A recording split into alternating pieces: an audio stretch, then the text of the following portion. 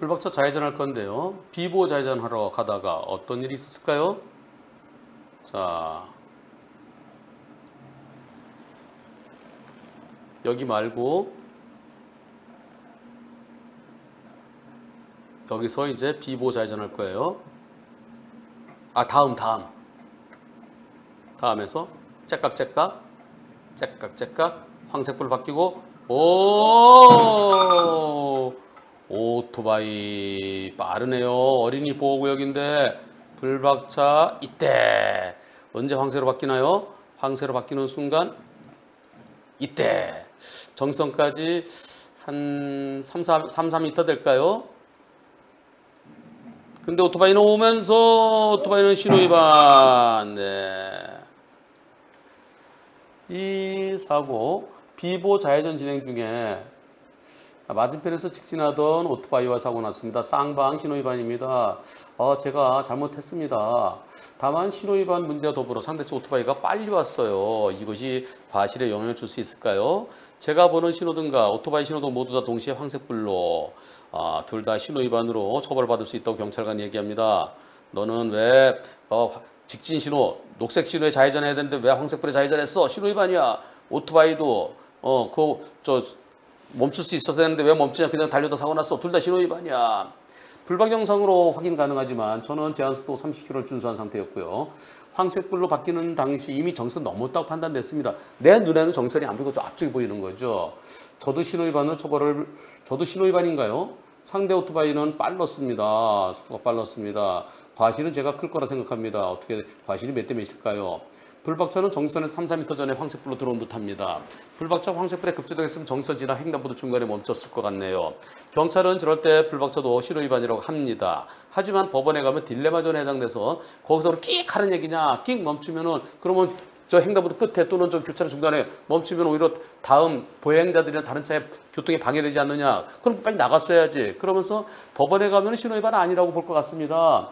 운전자 보험은 언제 가입하셨나요? 경찰 조사 등에부터 변호사 선임이 지원해 주는 건가요? 불박차는 신호위반 아니야 옳겠다는 전 생각이에요. 오토바이는 어린이 보호구역에서 속도가 상당히 있어 보여. 오토바이는 신호위반이죠. 네, 거리상으로 볼 때요. 오토바이 어디서 오나요? 다시 한번 오토바이 황색불일 때 오토바이 위치를 보겠습니다. 자, 여기서 황색불로 바뀌는 순간 오토바이는 거리가 상당히 있네요. 여기서. 네, 시속 30이면 12m면 멈춰야 되거든요. 근데 12m도 더 돼 보여요. 그럼 오토바이는 저거는 딜레마존 아니고 오토바이는 신호위반입니다. 자, 여기에서요. 하지만 오토바이는 신호위반이고 불박차는 딜레마존에 해당되어서 신호위반 아니어야 옳을 것 같습니다. 그러나 민사상 과실비율은 불박차가 더 많아 보이네요. 네, 운전자 보험은 2013년에 가입하셨대요. 2013년에 가입한 거 이거 도움 안 돼요. 도움 요만큼밖에 안 돼요. 진짜 도움 안 돼요. 만약에 사망사고 냈다. 저 오토바이 운전자만 사망했다. 형사비가 3천만 원밖에 안 나와요. 변호사 선임비 500만 원밖에 안 나와요. 그것도 법원에 기소된 단계만 나와요. 그것도 정식 기소됐을 때만. 구공판 시만 지원된답니다.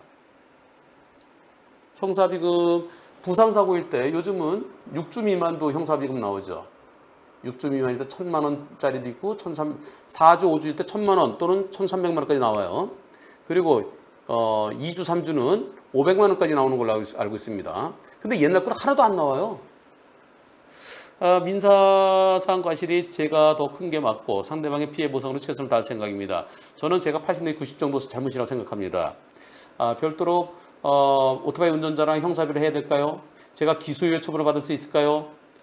지금 경찰서 조사는 아직 안 받았는데요. 저 혼자 처리할 때 기소유예가 될 가능성이 낮다면 경찰 조사 전에 변호사를 선임하려고 합니다. 이거 갖고 굳이 변호사 선임할 필요가 있나요? 변호사 선임하면은 요새 글쎄요. 한 500만 원 정도 줘야 될걸요.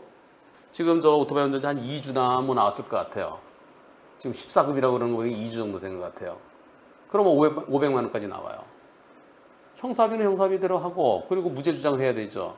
만약에 초기 대응 플랜이었으면 제가 경찰 단계부터 무죄 주장하고 나는 딜레마존이다. 그 주장을 좀 도와드리려고 했는데 그건 지금 뭐 본인 돈으로 선임하셔야 돼요. 근데 선임하지 마세요. 굳이 변호사 선임할 필요 없어요. 제가 설명드린 내용으로 하세요.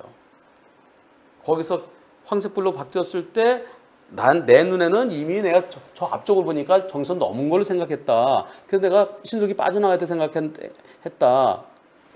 설령 정선 내가 그 사람이 보는 건 저 앞을 보고 실질적으로 내 뒤에 있잖아. 그걸 생각부터 잘못이야라고 하더라도 그러면서 끼익 하고 멈춰야 되겠느냐? 그러면 횡단보도 저 끝이나 저 교차로에 들어가 쓰는데 그게 옳으냐? 이걸 주장하세요. 경찰은 신호위반으로 보지만은 검사는 무혐의 할 가능성이 상당히 있고요. 법원에서도 또 역시 네, 무죄 가능성이 저는 상당히 있다고 봅니다. 한번 열심히 다퉈보시고요. 다만 과실 비율은 비보자 회전은 맞은편 차가 안 올 때 해야 되죠. 황색불 여부를 떠나서 오토바이 달려오고 있으면 가면 안 돼요. 저는 이번 사고 과실 비율 오토바이도 잘못했죠. 오토바이 잘못. 지금이 녹색 신호일 때 사고면은 예, 녹색 신호일 때라면은 한 8대 2까지도 볼 수 있겠네요.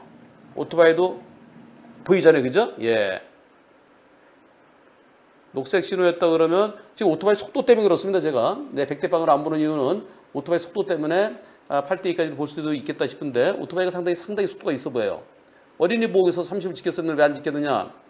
요거는 오토바이 신호위반까지 했어요. 예. 요거 본인은 80대 20, 90대 10 생각하시지만 제가 볼 때는 법원에 가면은 저 6대 4 가능성이 있습니다. 오토바이 40, 네. 오토바이 잘못 3, 40, 6대 4, 7대 3 그 정도 될 것 같습니다.